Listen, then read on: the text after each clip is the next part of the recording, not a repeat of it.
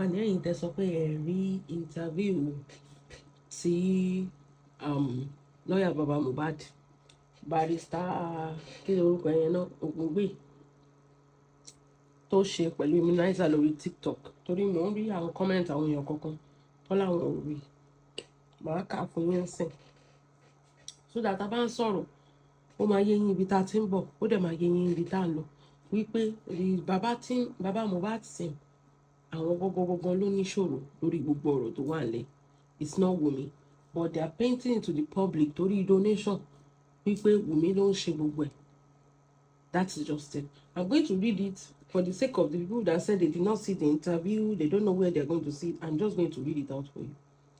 Only a few days after Wunmi granted an interview on Channels TV, Baba Mohbad's lawyer, Barrister Ogungbe, joined a TikTok live and said Mohbad did not pie a peaceful pie. He was pied. Wọ́n ní Mohbad lọ́ọ̀yà tí ò sínú ilé tí ò mọ nǹkan kan tó ń ṣẹ̀gbà after 2 years tí Mohbad ti kú ló ń sọ fáwa pé Mohbad ò pie peacefully, wípé he was pé wọ́n pa á ní sínú ilé. Pé wọ́n pa á, ṣe mọ̀ pé this is the narrative from the beginning. Wọ́n pa Mohbad ní Wunmi ló pa is an agenda. The agenda must agenda. The agenda is for them to disrupt the whole nation, the social media space. Káwọn lè gba pity party, káwọn lè gbowó.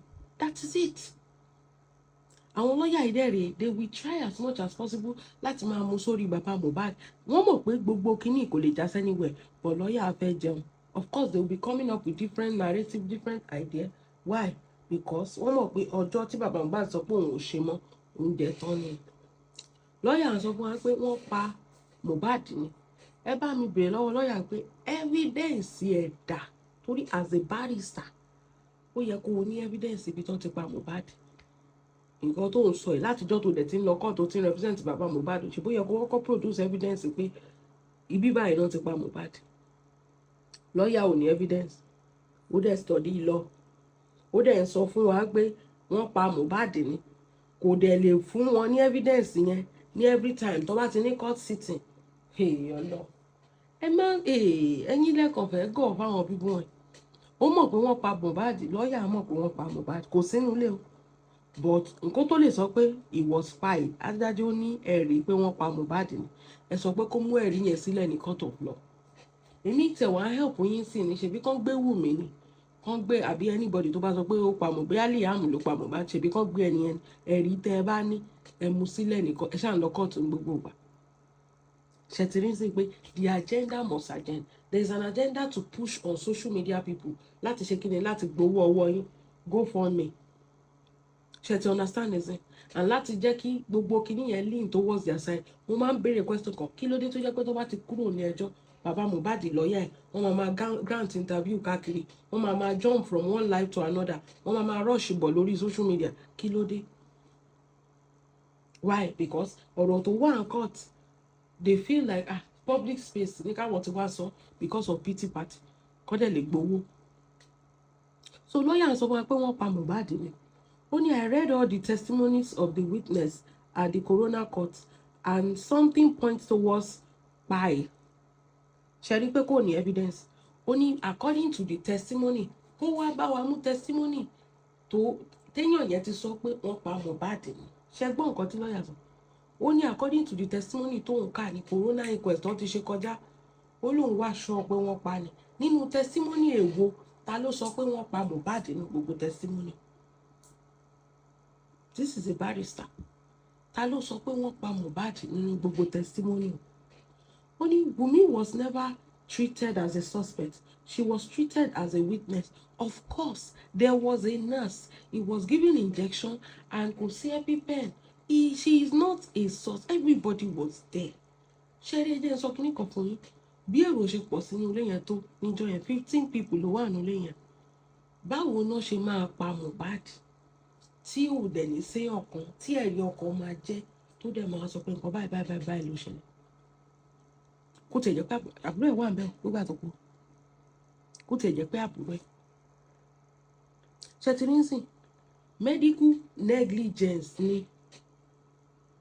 If there was EpiPen, reaction to the injection ni. ọmọ yẹn ò ní kú.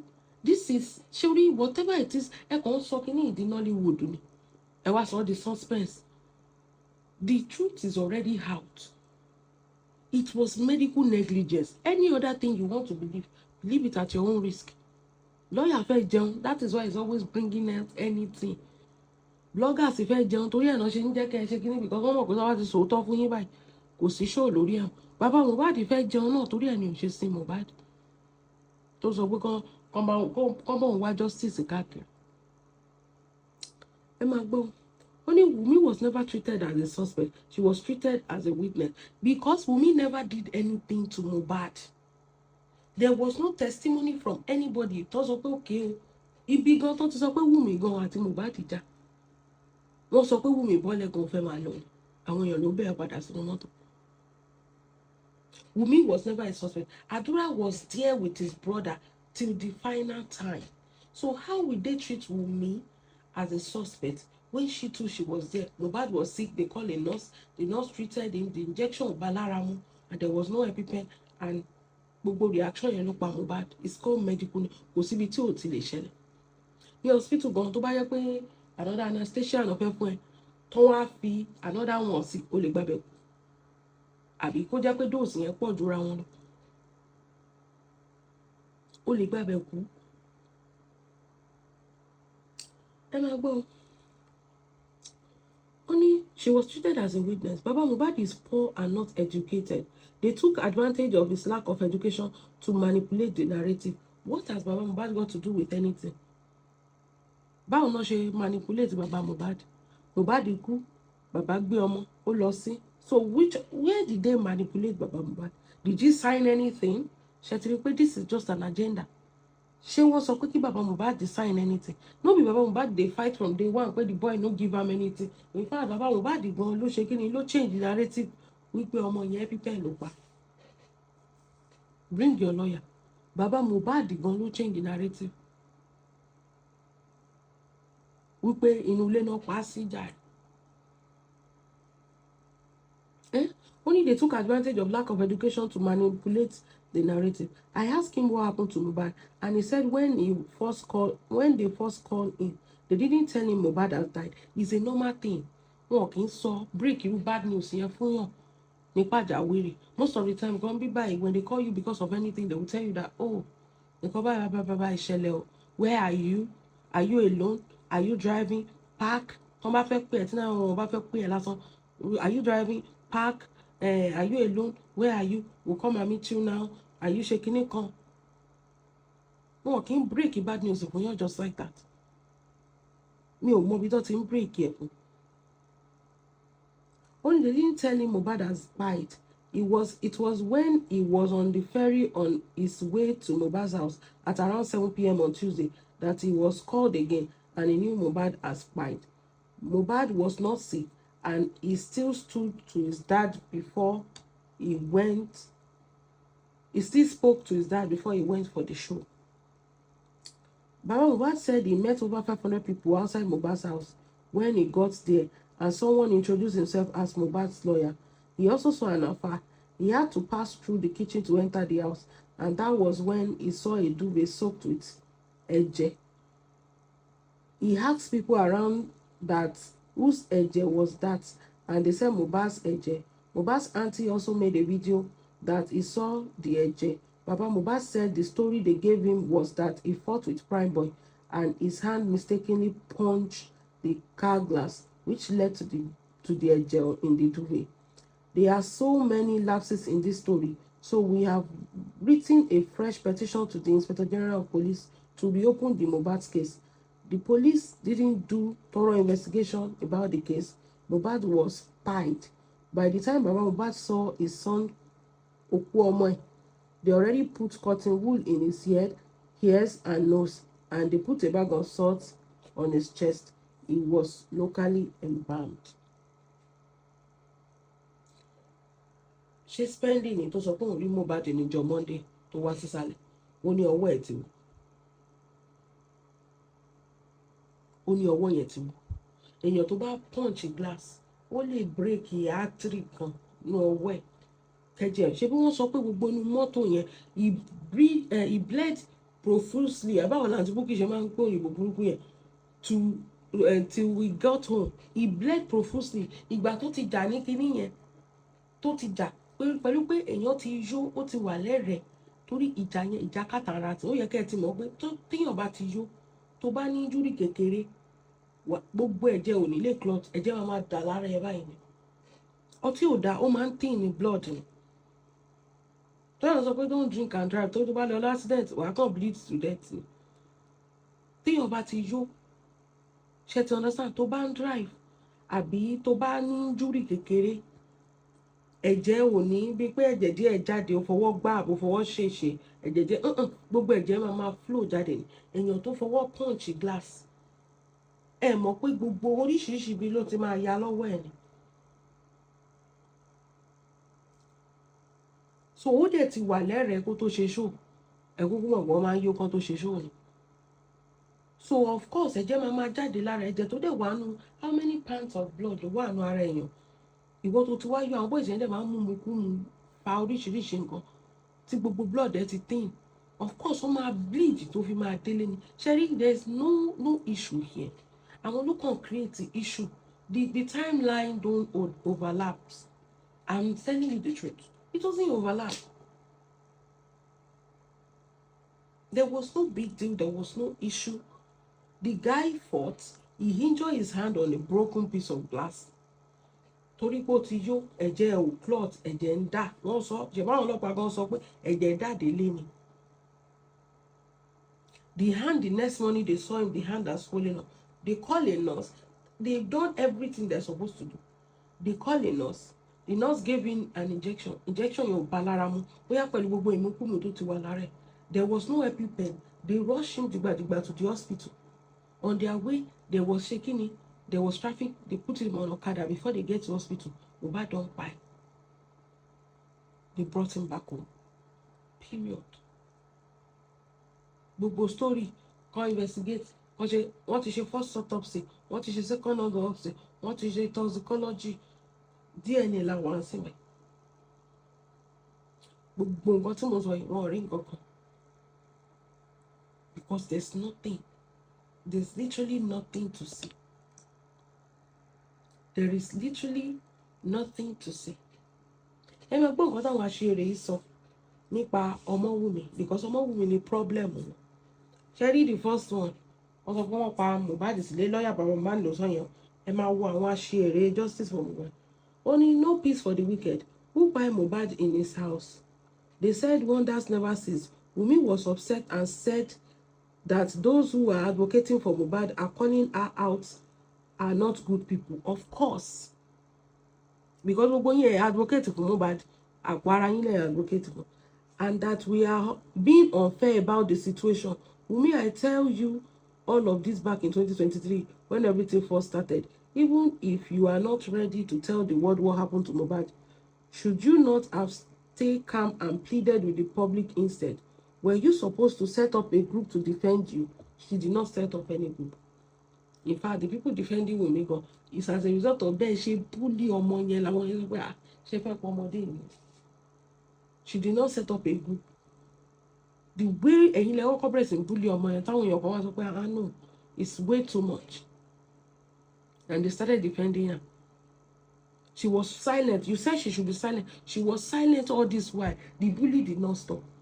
In fact, her silence ló jẹ́ kẹ́ ẹ ṣe kí ni kẹ́ ẹ manipulate to the media to this point. Ìta dé lọ́jọ́ tẹ̀. And even if you are not ready to tell the world what happened to Mohbad, should you not at least stay calm and pleaded with the public instead? Were you supposed to set up a group to defend you? Were you supposed to move on with your husband still lying in the morgue? She has mourned this man. This is the 3rd year. Baba Mohbad decided not to bury this man. The government has done autopsy, they did not discover anything. Baba Mohbad has done private autopsy, they did not discover anything. So why is Baba Mohbad keeping the guy? And were you supposed to parade your shenanigans in front of the public? What has she paraded? Nothing. She didn't even. You have insulted us. You have threatened to have people arrested over social media advocate. It's not advocate, it's called bully. bully and defamation. And your associates have done terrible things to insult us, including using photo of our families while cursing at us online. Bukky has literally defamed the character of Wunmi. See these people gaslighting us. Bukky has literally lied on a king, defamed Wunmi, tell the whole world that she's a slut, and all of that. And now, ẹ̀yin lẹ ń bínú. Because the role is being reversed now. You cannot take what you are dishing. Wunmi, can you please tell us about any effort that you have made so far to get justice for your husband? The court in court is that not an effort? Abi, is this matter not in court? Is she not going to court with her lawyer?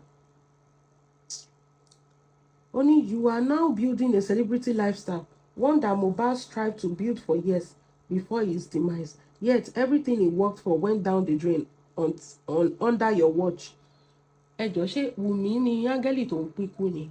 Àbí ó yẹ kó sọ fún ikú pé ikú ò gbọ́dọ̀ pa Mohbad àti pé ò tí ì tó?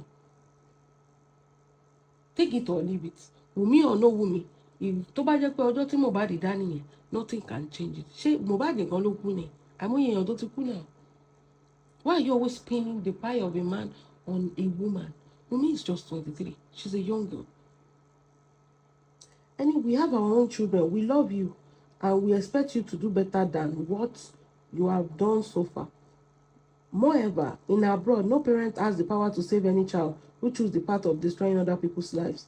It is long past the time when people should have known exactly what happened to Mohbad. The only thing many of us are waiting for is true justice for him, so that our minds can be at rest. Tó bá wù yín kó má bí ẹ jẹun láti jọ́ tí Mohbad ti kú. Alẹ́ ẹ gbádùn. Ṣé ẹ jẹun láti jọ́ tí Mohbad ti kú? Àbí wọ́n pè yín sí? Ẹ̀yin kọ́ lẹ pera yín sí tẹ́lẹ̀ make owó. Gbogbo ẹ̀yin tẹ́ ṣe justice for Mohbad kò lóye tẹ́ make. Na free. Wọ́n fún yín star lórí TikTok. Àwọn kan tẹ́ bá dé bẹ́ẹ̀ bá ṣe ń sọ̀rọ̀ yẹn sí lórí TikTok látàárọ̀ tù lẹ́ni. Náà ń sọ̀rọ̀ Mohbad. Wọ́n gba star, wọ́n gba gift, wọ́n gba gbogbo ẹ̀. Ẹ dẹ̀ ń complain pé kinní kan. Ṣé ẹ gba star? Àbí ẹ jẹun? Àbí ẹ wà monetize gbogbo ìgbà tẹ́ ń ṣe justice for Mohbad? Ṣé àǹtí Bukky ò gba GoFundMe tó ná jẹ? Only there should not be any sympathy in Mohbad's situation. There was no sympathy. This matter is in court. Only because he can never be brought back to life. He deserves to live just as you and I do, and just as everyone who were there when he was spied, including his parents. You have the evidence that he was spied, and I put it to you, right? That go to court and provide your evidence. Any evidence pé wọ́n pa Mohbad? Kí la wá justice fún? Justice nìyẹn náà. Ẹ gbé evidence yín jáde náà. Any evidence pé Wunmi ló pa Mohbad? Bring out that evidence. Ló bá tán. So if you say that everybody was there when he pied, you have seen the evidence that Wunmi pied Mohbad. You guys are talking. Ẹ̀yin lẹ́sẹ̀ wọ́n kọ́ máa fi sympathy sí. Ẹ̀yin gan lẹ́ fi emotion yín sí. Because I don't know what else to say now. Ẹ̀yin lẹ́ ń tẹ emotion, but the fact remains the fact. If there is no evidence, Wunmi did not pie Mohbad. Simple.